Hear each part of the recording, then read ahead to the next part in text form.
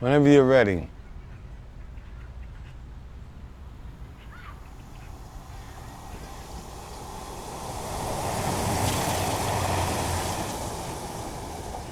Two trains going by doesn't make a difference to me.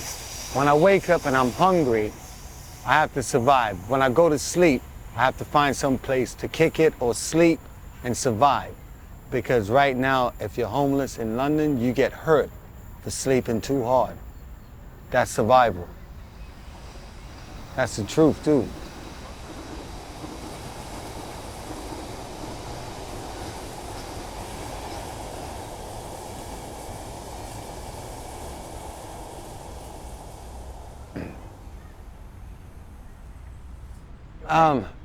They call me Yankee. I won't give you my real name, all right? My age, I'll be actually 56 on the 28th of July, yo.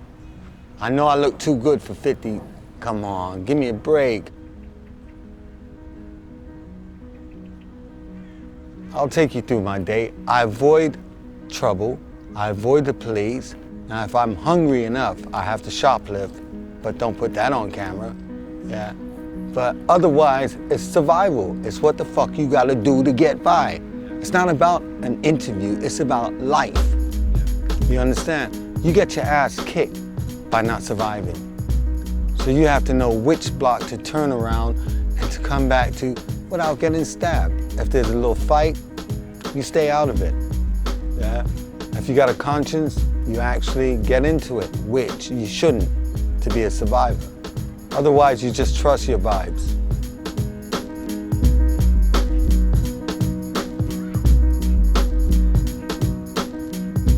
My dad used to hit my mom's.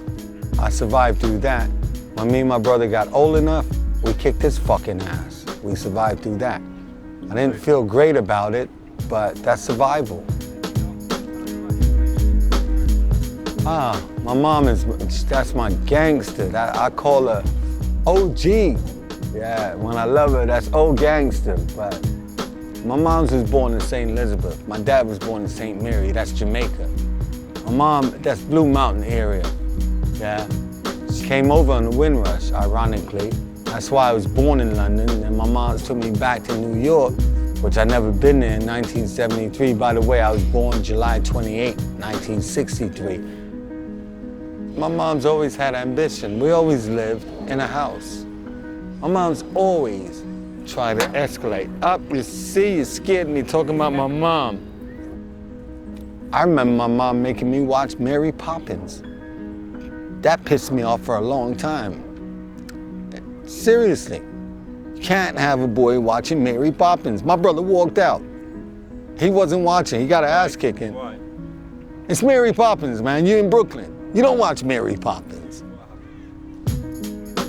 You walk out and you start being emotional. Let me put my glasses back on. You get a tad bit emotional, and that's because I don't want my eyes to actually change and get a little teary, because this is shit I don't talk about. I'm being honest. You understand? But yeah, Mary Poppins, to me, it was just one of them things that my mom just try to make us know the difference between, and look, my mom's used to speak so calm, like, let me tell you something.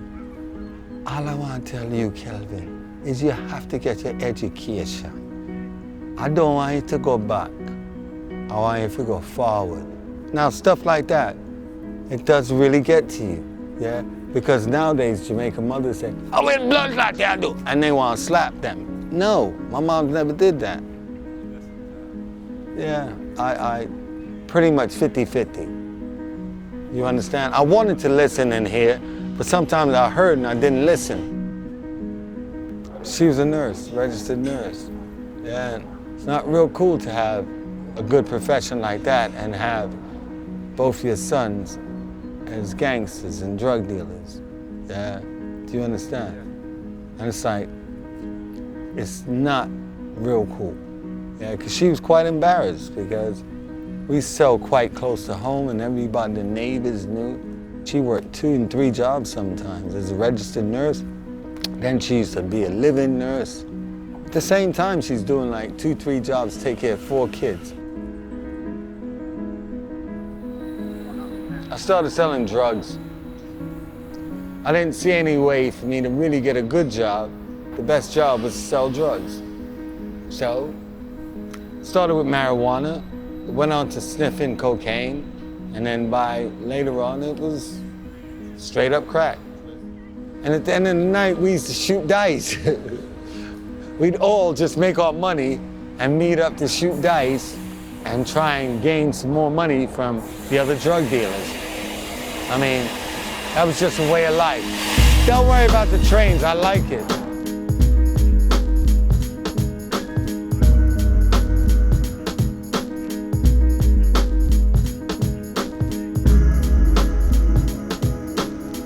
I was always a UK citizen. Now I screwed up and got deported back here, put on the street, because if you don't have a national insurance number, you can't actually get a job, you can't get an abode, you can't get an address, you can't get crap. I've got my son, he's my junior.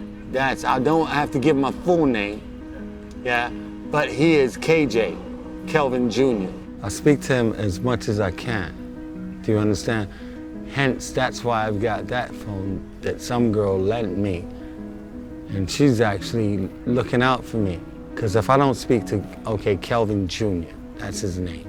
If I don't speak to KJ, a bit of my heart is gone. Do you understand? Because that's my son. My daughter, her name is Candace. Why I named her that? It's because I used to be in love with a film star back in the days. Her name was Candace Bergen. I don't know if a lot of people would know it at this age, but yeah, that's why I named my daughter Candace. She was on a TV program back in the 70s, late 70s, and she was a blonde. It was kind of like a Cagney and Lacey type program, if you can remember that. Like I say, I am going on 56 this month, so.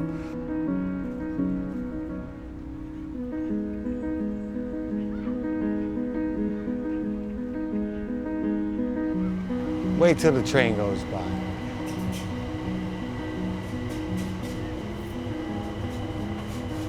It's still, now it's absorbing, so that's a good question. Okay, no, hold on, let me do this now.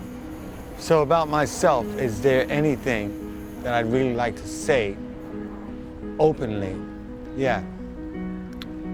It sucks being alone, not having like a crib, a place to live, let's say a fixed abode, as they say over here. So I like women, but if they don't have a place, you can't really try and chat them up, because I can't take them to where I live, which is basically a park.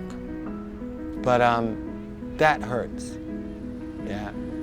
But being myself, going back to the last question, hurts even more, because I should have been able to do better by now. That's why I say I'd like to actually teach teenagers not to fucking end up where I am. Yeah. But I'm gonna try and get better. Go ahead. It's being lonely. Just being lonely. And new relationships come after you are not so lonely. Do you understand? Now, I'm gonna cut it right there, before I'm getting emotional. How'd you like that one?